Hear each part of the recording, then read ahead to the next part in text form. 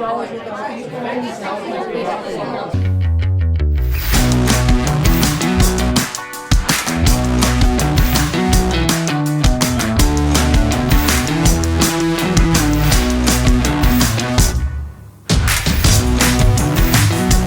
can't imagine it.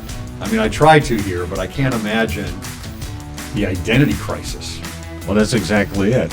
So first, I'm not sure what to think. It's overwhelming.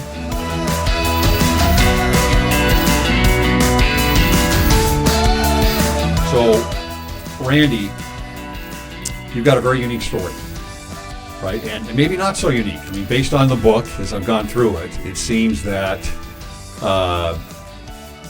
this is a story of many people, perhaps. It is. And with new technology, with DNA testing, there are new truths that are found that never would have been found by people before. And it brings in, really, as I was going through your book, it brings in new complexities and new conflicts, yes, new dynamics. Oh, absolutely. That very few people would have had before. That now, because of this DNA testing, has really changed for a lot of people. You had an experience where you're in your 50s, where you had a DNA test done, and you had a surprise when you had the DNA test results come back. That's right. What happened? I was 57. I was working on family history research for the Lindsays, and I couldn't go any farther back than the immigrant who came across. So I knew he was from Ireland. I knew he was from the Ulster area of Ireland. This was William. This is William, who I call the immigrant. Obviously, that wasn't his nickname back then. Yeah. I call him William the Immigrant Lindsay, and I just couldn't find where he was located. So I figured the only way I was going to find that out is to take a DNA test, maybe hook up with other researchers who had more information than I did on the matter, and then I took the test and sent it in. Okay. And I was 57 when I did that. So I mean, you've got a pretty strong identity of who you are at this point. Yes, right? Absolutely. I mean, here I am. Here's my family. This is who I am. Yeah. Okay. So, what happens when you get this? What you were going through Ancestry.com? That is correct. Do they have their own DNA test that you order from them? They do. Okay, so that's where you got it. And what were the results? What happened is, as you started going through the results, you talk about, I haven't done this, so you talk about how these results come through. There's actually a map that starts showing you where your descendants are from or your ancestors are from. Tell me the layers here that started to unfurl as you received this DNA test back. Right. So right away I go to the map. So what it'll do is it'll give you percentages of your ancestry. So for instance, mine came back probably 43% English, 30-something% German, some Norwegian in there, and then some Eastern Europe, which was a surprise. That's not what I was expecting. It was a very large amount compared to what I thought might come through based on knowing all the family history. And I'm the historian for my family. For my mom's side of the family, my dad's side of the family, I'm the one who does all the research. I know all the names, and I know where they're from. Had you done that before this DNA test? Did you already get in the family? Yes. Okay. So, right. I mean, so when that comes in, the percentages are different. I'm like, that's strange. Yeah. It should be higher. There should be more Irish, or there should be... So you'd already gone back on your family tree and seen where supposedly your ancestors came from. Absolutely. And right. It didn't match. And, well, some of it did. Mm-hmm. So my mom's side, a lot of German, a lot of Norwegian, that matched. English I expected, but probably, for a lot of us who grew up in the United States, we're going to have a high concentration of English background. Mm-hmm. And then, the Eastern Europe, no, that was not part of what I was expecting. So what did you start to think? I mean, tell me the process that you started to go down mentally here. What was your first thought? Well, this is wrong. This is just odd. That's odd. How could that be? So I didn't think about it. But then I immediately I moved over to the family trees. Mm-hmm. So one of the things is you'll post your family tree, and then when the DNA comes up, you can see who matches your tree, and then you can look for names, and you can see if they've gotten farther on their research. And so that's what I did. Okay. So about half the trees, I didn't recognize a single name, single family name anywhere on the tree. Mm-hmm. And I'm like, yeah, there's something wrong here. I mean, I should know these names. I know everyone, especially on a match that comes across as what I thought was a first cousin. I should know all those names, or at least, the ones closest to my family line. So when you get that DNA test, so you've got one thing you're given is a map, right? Right. Okay. The other thing, though, that you're pointing out now is that family tree, it starts tying you to actual individuals. Yes. That are at least, how far out? I mean, is it everybody? I mean, as far as it can, the data provides, or is it just those that are closest to you? It's rated in centimorgans, and so the more centimorgans you share with an individual, generally, the closer in relation you are. So what is a centimorgan? That's the unit of measurement for genealogy, for how much DNA you share together. Okay. So I know that if you're, and I don't know the numbers, but if you have like 1,700, I think that puts you in as like an aunt, uncle, nephew, niece relationship. Okay.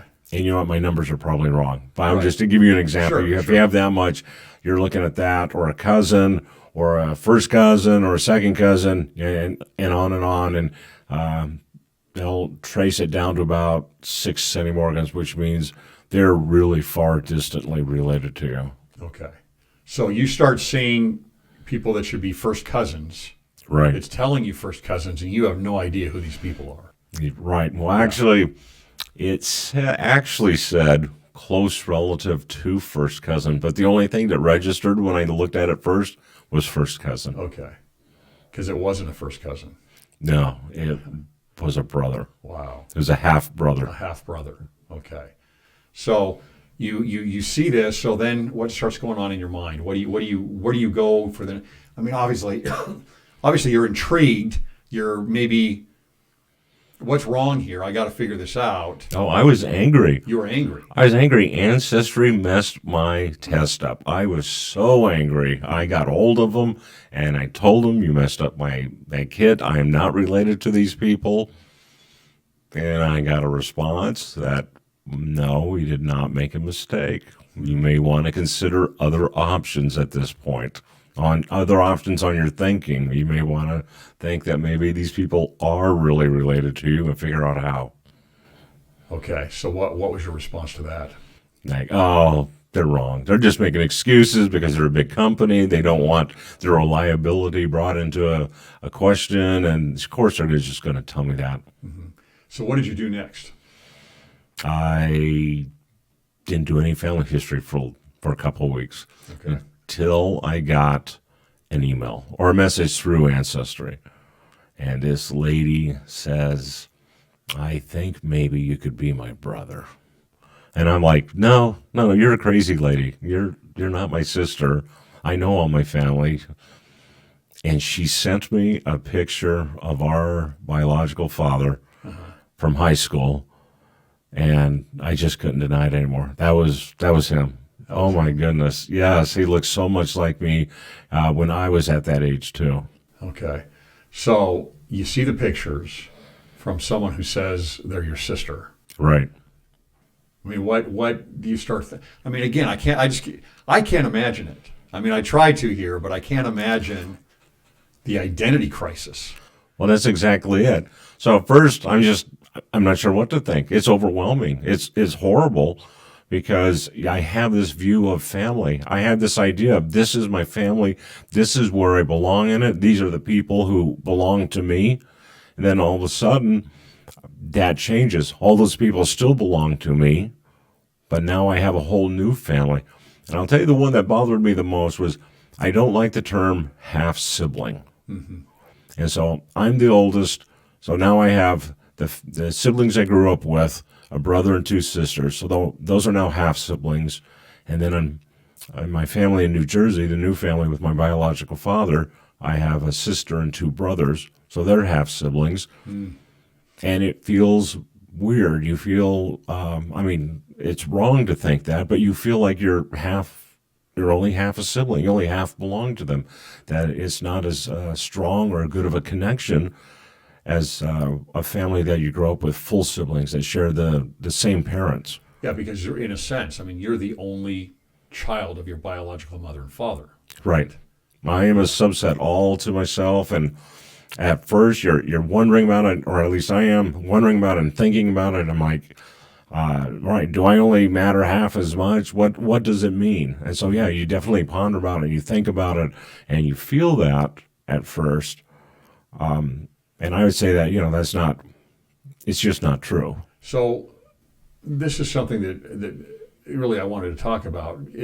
So you have, for over 50 years, an identity with your family. Right. It's built off of blood for the most part. Right. But experience and love and bonding throughout Exactly. that time, right? You have kids, they have kids, you have family gatherings, you have Thanksgiving, Christmas, the whole shebang, right? Right. And then you discover this, that somehow what you have lived your whole life, you can't say it's not real, right? It's not that it's not real, but It's real. it's not it's not what you thought. Exactly. It feels like a lie in a sense, right? Because you're thinking, I'm just like them. Every bit to mom and dad, I'm their kid, and I fit in just in exactly the same way that they do. And it feels like a lie. Now, that's not true, but that's what it feels like at first. So did this put you into depression, or what happens with this identity crisis now? I mean, I know that you end up going and visiting this new family I do. of yours, but in the meantime, what's going on there? I mean, how are you feeling? What is that?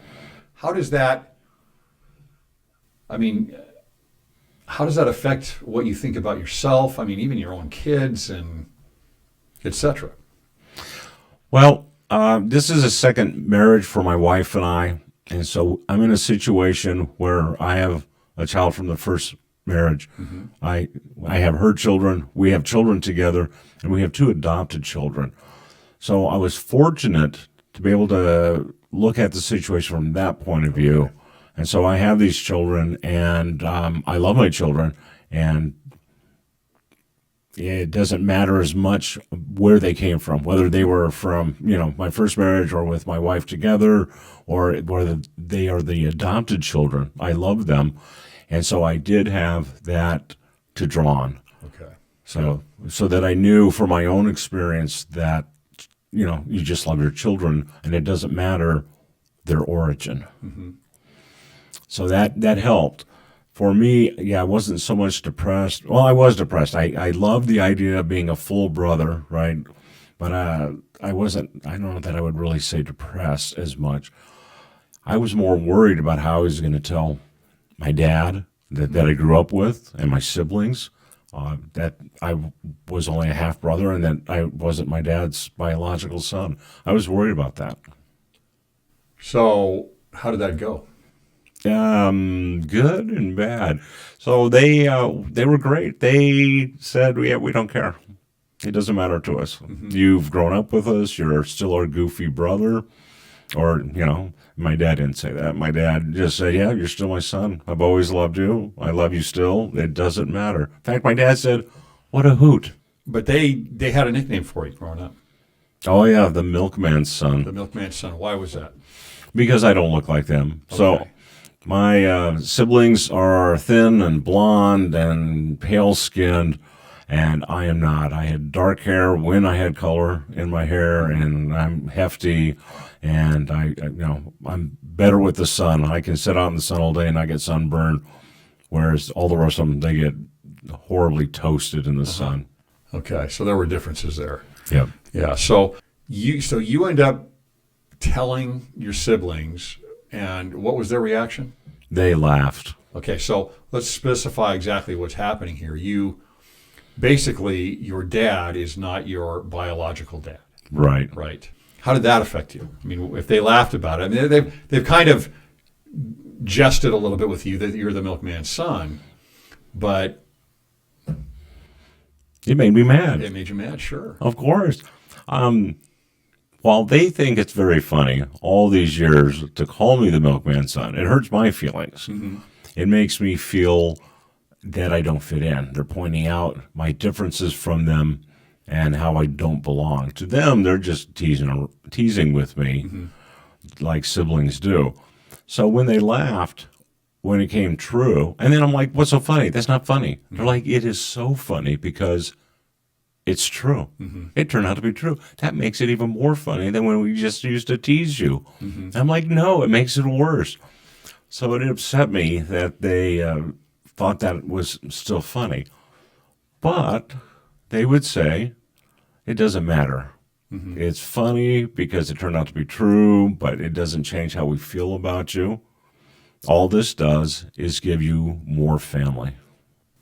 Let's go back to the discovery on this a little bit. You have your sister online telling you that she's your sister. Right. Sending you the pictures. Again, back to the process of this unfolding to you.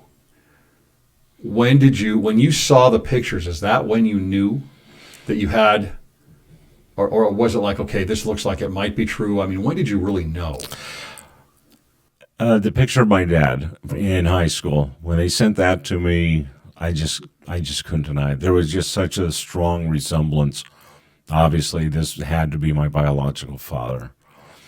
And then I looked at the pictures of the siblings, and I showed them to my family and my friends, and which they all laughed. They thought it was pretty funny because, yep, that's your dad. Just you can tell. And then I look at my siblings, and they look very similar to me. So all of a sudden, I go from a family where I really don't look very much like anyone, except with my mother. I mean, some similarities with my mother, but no one else. And now I'm with a family that I look like most of them.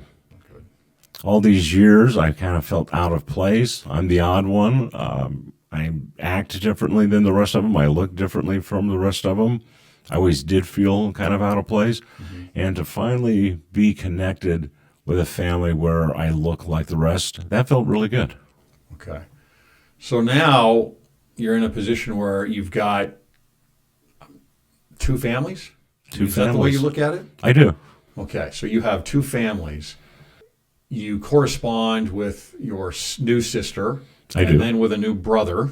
Yes, Joe. And you end up planning a trip. I do. And so is it you and your wife that go out there? We do. It was our 20th anniversary. We had already planned to go out and visit a couple of the children. So we have a son in Arkansas, we have a daughter in Florida, and we were going to go out there because when we were married, our honeymoon, we went out to Florida. So it was kind of that would be nice. This time we'll go out to Florida and see one of our children, but it was very much like our honeymoon trip when we were first married. Okay. And then you go up to, is it New Jersey? New Jersey. Okay. So you go, so you plan on, do you meet everybody at this meeting, everybody at this time? I do. I meet everyone. So everybody's there. What are you thinking as you're driving to the home? Oh, how I hate meeting new people, and I'm going to be in the middle of all these people who are family, but I don't know them, and what's it going to be like? I mean, is it going to go well, or is it not going to go well? Am I going to show up, and is my biological father going to say, no, get out of here, I don't want you here, or, I mean, is he going to accept me? I already know that Tammy, my sister, and Joe, my brother, they've already accepted me. I've been talking with them for months, so I know they're all good with it. But still, it's just so nervous. This is family, and I'm going to meet them for the very first time. Yeah, so horribly nervous about it. And I mean, how do you avoid it being awkward? I mean, it's awkward. It is. And you know, what made the difference was, I will say, my stepmother made the difference. Okay. So my biological father's wife, she is a chatterbox and she is fun, and she came out and just rushed up and gave me a great big hug. And right at that point, I feel all that tension go away. I mean, because if anyone's going to have a problem with me, it would be her. Right. Because this is the child of her husband that has nothing to do with their family. But she was great about it, and then yeah, the siblings all came out and they gave me hugs, and then finally my dad came out and he gave me And that's the hugs. big one, right? I mean, Yeah. that's the big one. Yeah. You know, meeting your dad and what's that going to be like? And Exactly. Right. Is he going to be happy or is he going to be tentative? And I got to tell you that he came out and he gave me probably the biggest hug of my life I've ever had. And I could just literally feel the love flow from him into me. And at that point, I wasn't nervous anymore. This was family. I was in the middle of a family. so this is, again, going back to the point of what is family. It is very interesting. You don't know your biological father. You haven't known him for over 50 years.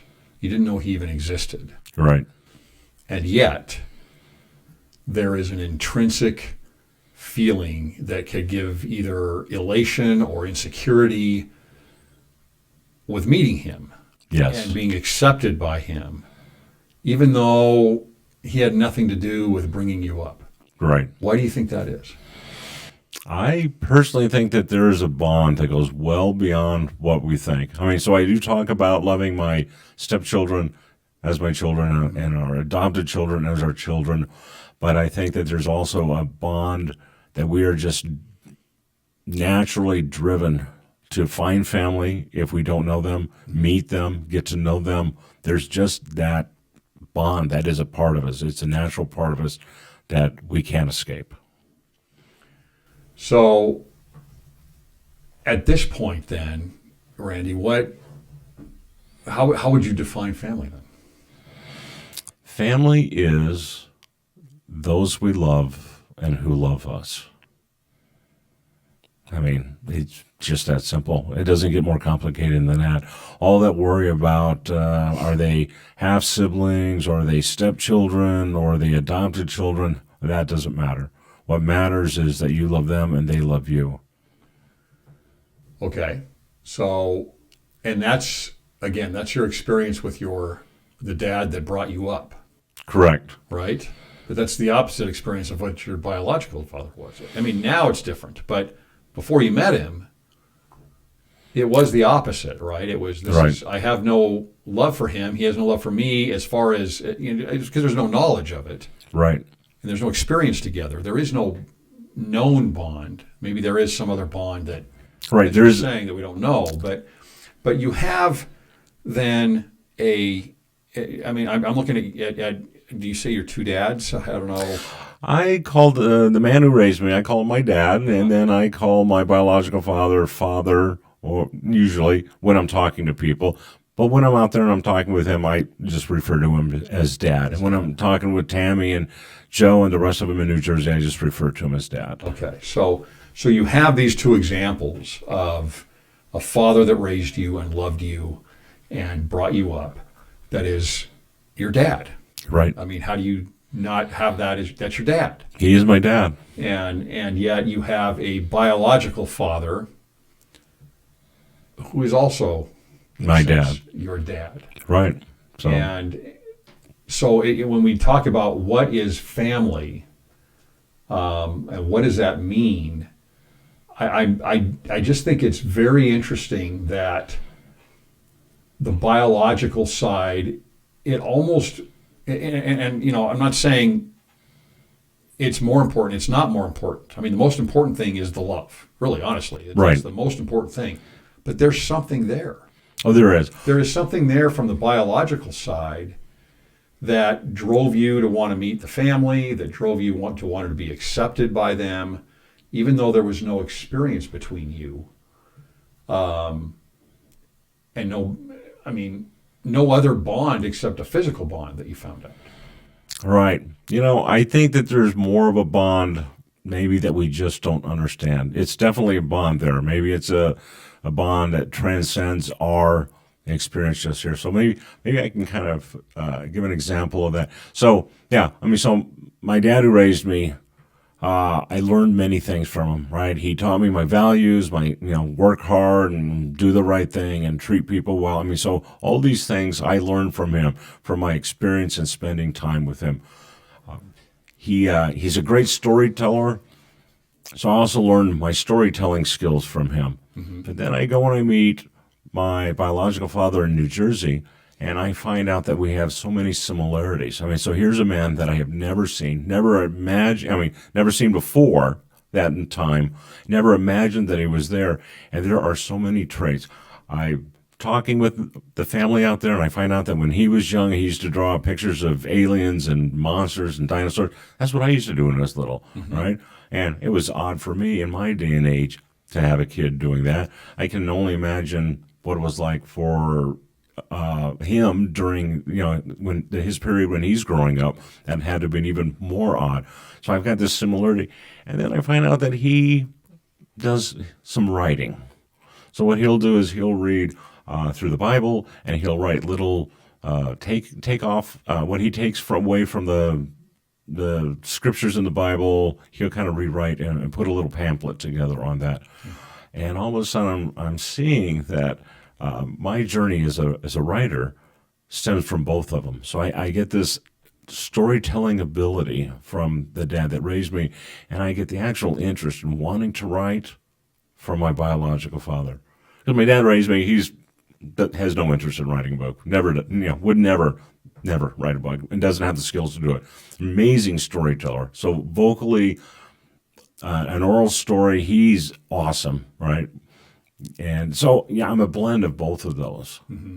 Right. And to me, it's amazing to see that. So if we have that connection with a family member that we don't know, there's so many traits that are part of me that make me different from the family that I grew up with. There's got to be more to it there's got to be more to it, right? I mean, so there's a connection. We share things without knowledge of sharing things. Absolutely. Yeah. Did you really think about changing your name? No. No, you didn't. No, it's Petrowski. I mean, it's horribly hard to spell and pronounce. So I did not think about it. I mean, I thought about it, but it was always no. It was always no. Yeah, I'm trying to break into writing, and that just doesn't fit well on the cover. And it would also be a slap to my dad that raised me. Sure. I'm a Lindsay, and that's where I've always been. I'm going to stay a Lindsay. Okay. And it didn't help that really my biological dad is not a Petrowski. So when he was my age, he found out that his dad was not his biological father. So again, your situation is not as unique as people think it might be. No, it's not unique at all. During the writing process and the publishing process, so the last 2 years, people ask me what I'm writing, or they'll talk about what book's coming out next, and I'll talk about it. I would say 80% of the people I talk to, they have a story that happened to them that's like mine, or it happened to their parents, or a cousin, or a close friend. But, I don't keep track of the numbers per se, but I would guess it to be about 80%. That's a huge percentage of people that are in a situation similar to mine. So that brings up a question going into family history on this. What is... I am not proficient with family history. I've done a little bit of it. I'm privileged in the sense that I have parents and uncles and aunts that have done an immense amount of family history work. But as I go back and I look through, you go back and you see these examples, right? If you see another wife or another husband or a different biological father, where you start tracing this back, which, by the way, DNA testing is probably going to alter some of those trees, I would imagine. For some Absolutely, people. yeah. But you see this going back. How do you see the DNA testing affecting family history? Well, it's gonna complicate it, because you're gonna have to add more people, because you're gonna have to have, here's the wife, but she's not related to the children, so you have to add that. But they had that in there already, so you can list a record and show that a person's been married to these individuals, and then you can list which children belong to which union. So that's already part of the software and program that they do. Well, what do you mean belong to which union? Well, so for instance, now on my family tree, it's going to show my mom and dad married, right? And then there's going to be a subtree where it shows that I have a different father. Not that they were married, but that my actual father is someone else. And that tree, that subtree of your biological father, will go back and back and back and back, just like all the rest of them, right? Correct. So, in a sense, all of us somewhere, certainly, probably several times, have these sub-branches Oh, absolutely. that are going back. Oh, yeah. And so it just brings up the thought that, it's not usually the thing you think about when you think about doing temple work. And you think about doing your genealogy, because, at the root of genealogy, if we look at the word, it's about genetics. Right. Right? It's your biological ancestors. And yet, it's just, how does that ceiling all work? How is that all going to work? You have that situation. You've got a father, a dad that raised you and loves you, and then you've got a biological father. And so, it's just... It is confusing. And so I'm going to throw something out here that's going to be applicable to the LDS audience. Mm-hmm. So my patriarchal blessing talks about that I had made a covenant with my parents for them to be my parents. Mm. And I am absolutely convinced that that is the dad who raised me. Mm-hmm. So that whatever happened between my mom and my biological father, my dad stepped in and made everything the way it was supposed to be. So are you sealed to your father? I am not. Your dad? You're not. Okay. I'm not. But I would like to be sealed to the man who raised me. Okay. Yeah. That's interesting. Okay. And that's understandable. It's completely understandable. But again, as you're building out a family tree there, it has nothing to do with genetics. Right. Absolutely. At that point. Well, and then we can look at the children that I adopted. Mm-hmm. And so were my nephew's children. Mm-hmm. So they're part of the family. So the dynamics change. So my sister used to be their grandmother. Now she's the aunt, and it was kind of confusing for them. But right, being sealed and everything, how is that going to work? Mm-hmm. I would hope that, It seems messy. Yeah, very much right? so. We're taught here that the family is everything. Right? Absolutely. It is the center of you have marriage, and then you have family. These are the center units of the gospel. But it's messy. That's because we have a really great talent of being able to mess things up. As imperfect humans, we do that.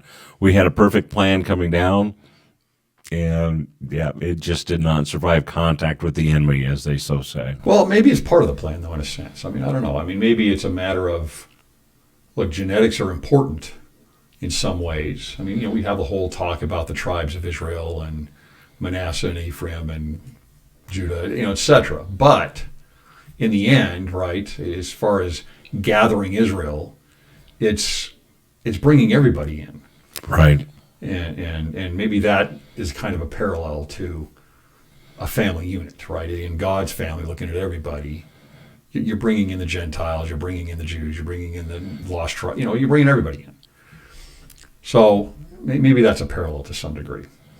How close are you now to this new family of yours? Obviously not as close as I am to the family that I was raised with, mm-hmm. but I email my sister, and I'll text or call my brother Joe. Don't have as much contact with Bill. And my biological parents don't do very much social media. So really, I kind of send messages through my sister to them. Mm-hmm. And for you now, do you feel settled with everything? I do. You do. Did that take a while? How long has it been? It's only been 3 years. Okay. So, and I felt pretty settled for about a year and a half. I adapted to this pretty quickly. Mm-hmm. Once it came out, there's probably about a 6-month period where I had to really work through this situation in my mind. and eventually come to it. And then meet them and see that I was really was a part of their family. And then just did what my sister said. It says, you have more family. Let's not be unhappy about that. That's great. You have more family. Just accept it. And I have. So now I have more family. It's harder to see the family in New Jersey because that's a long distance away, and that obviously has an effect on it. I continue to be able to meet with my family here in Arizona because they're close by, and I can get to the birthday parties and the celebrations that they have. And the family in New Jersey is much harder for me to do that. Looking back at everything, just based on the way you're talking, I'm guessing that you're very happy you found out. Oh, I am. The biggest relief for me is that I feel that I belong. I think I mentioned that before. So I get out there, and in the family I grew up with, I'm kind of the emotional oddball. The rest of the family's not that way. Mm-hmm. I'm more sensitive than they are. And so I get out into New Jersey, and I fit in with them. They tend to be more on the sensitive side like I am. So instead of feeling odd and left out in that sense, I feel part of it. I feel that I belong. I don't feel that something's wrong with me because I'm different from my siblings. Okay. So you're different from your siblings you grew up with. You're more like the siblings that you've found. Right. But again, the experiences with the siblings that you don't fit with as well, less experience on the other side. Exactly. Do you know of examples where, I mean, I'm sure there's examples where some people, it doesn't work out very well, right? I mean, they find a new family, it just doesn't work out very well for them sometimes. So my brother Joe, his wife, had that happen.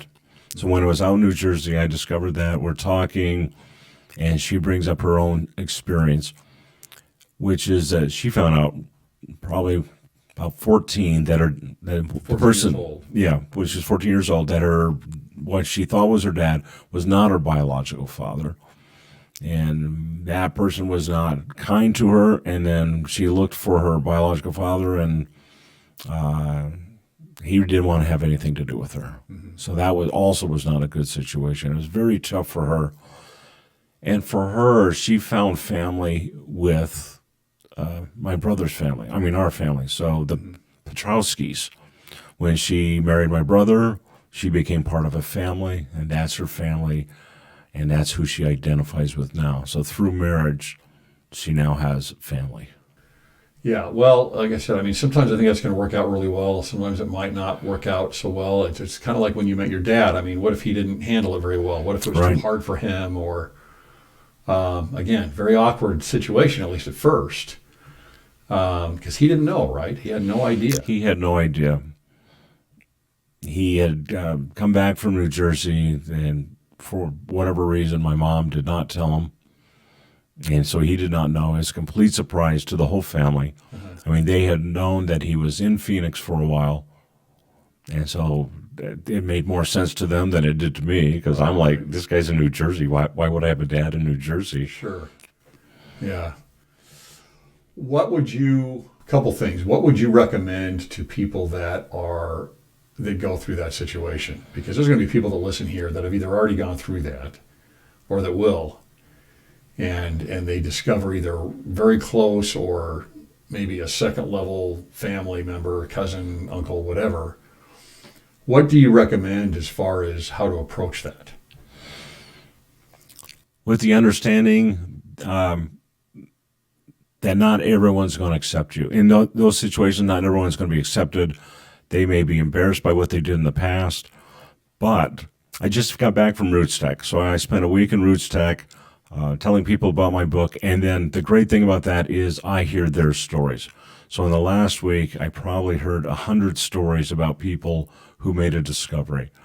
So many of them have a very happy experience with it. They meet people, and it might not always be the parents. A lot of cases, their parent didn't want to meet them, but then they meet their siblings who do want to meet them, because the siblings don't care about the drama that was involved with for whatever reason, that they're not with the parent and the child are not together.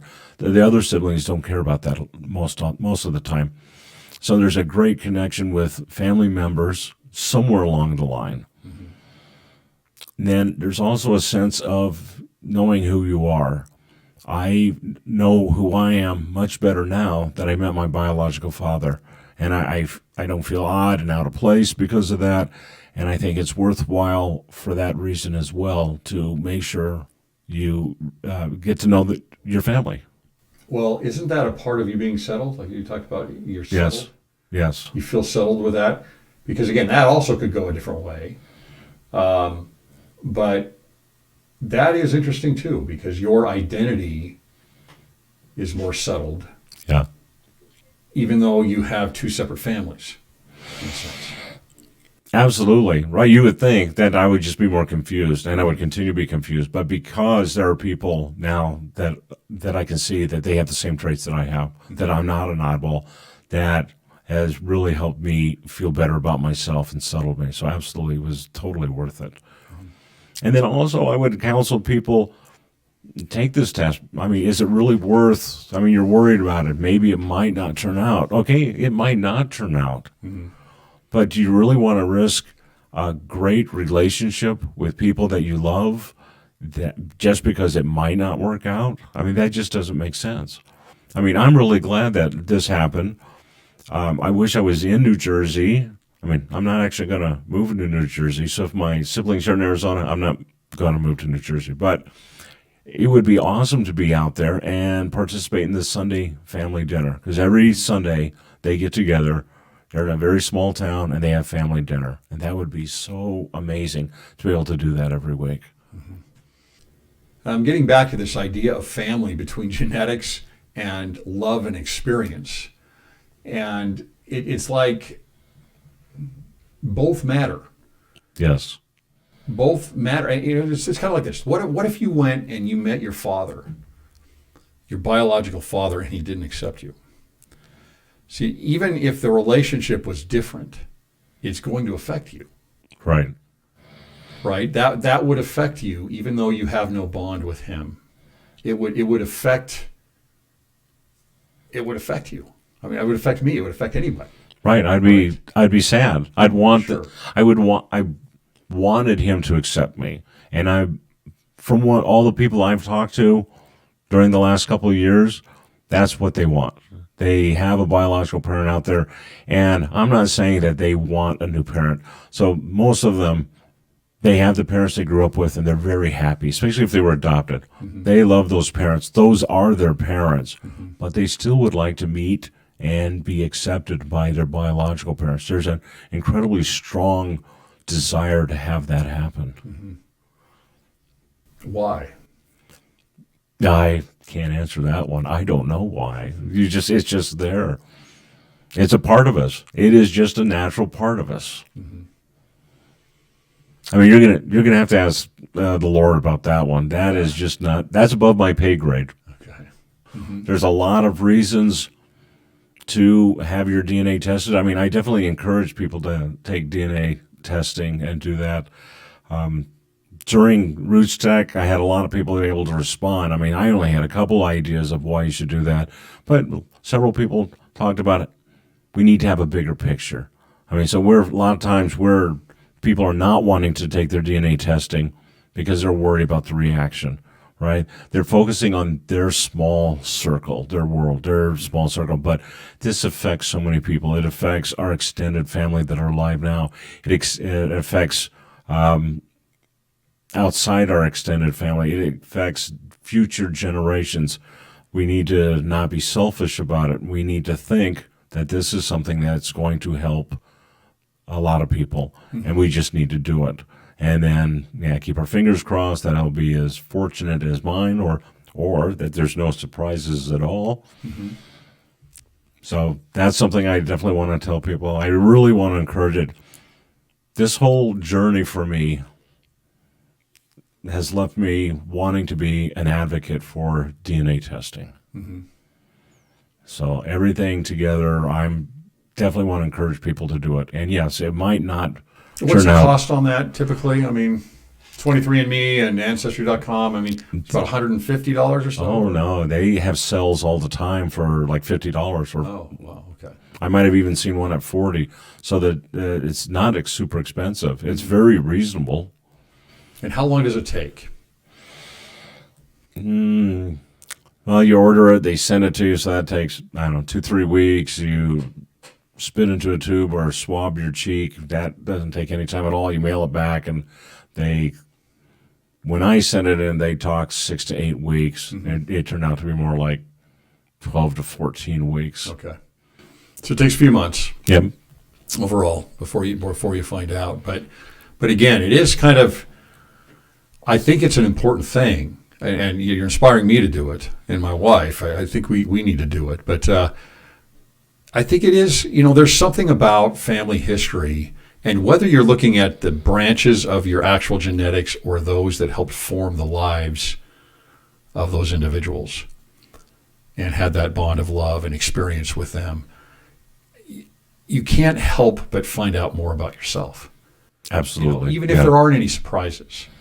If there are no big surprises, you can't help but find out more about yourself and who you are and how we're tied together. The fathers turning to the children, the children turning to the fathers. It's a big part of our identity, and is realizing how we got here, both genetically and whoever else might have been involved in setting up our values and our culture and everything else. So I think it is a very important thing. Your book is The Milkman's Son.